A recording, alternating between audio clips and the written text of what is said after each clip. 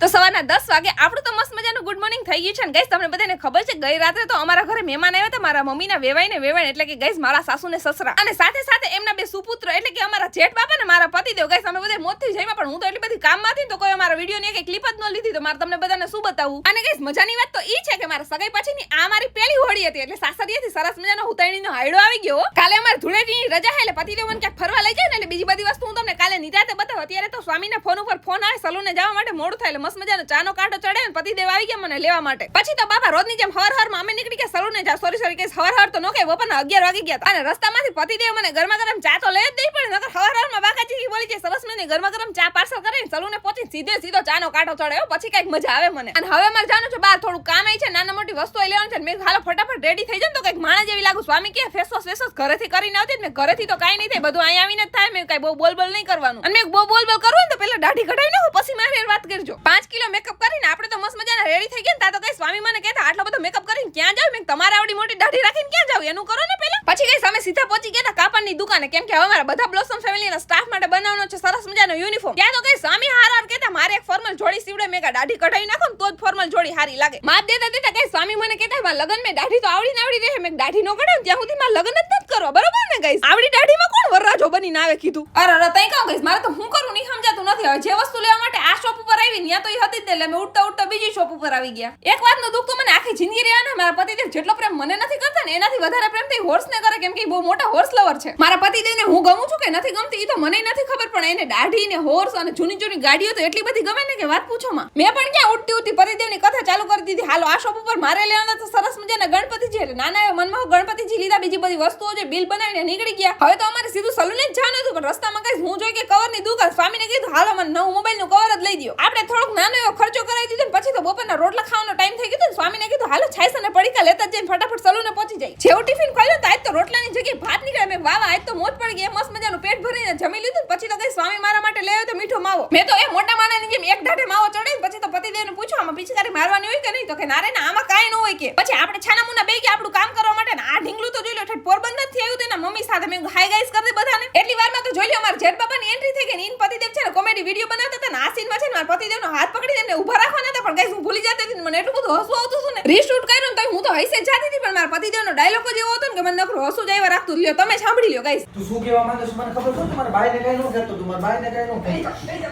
સ્વામી એવું બોલતા હતા ને કે મારા ભાઈને કઈ નહીં કહેવાનું એ સાંભળી મને નકરું હસવું જ આવતું હતું ને આમાં જોઈ લો હું મારા મોબાઈલનું નવું કવર બતાવું ગઈશ તમને સાંજના ટાઈમે હું પતિદેવ જતા હતા ગરમા ગરમ ચાનો કાંટો ચડા માટે ચા પીને સલૂને બધું કામ ફિનિશ કરીને રાતે નીકળી ગયા ઘરે જવા માટે અને આજે રાતે તો હોલિકા દહન હતું એટલે અમે પણ દર્શન કર્યા હવે આ વ્લોગને આયોજન કરીએ મળે નવા વ્લોગની સાથે ટાટા બાય બાય।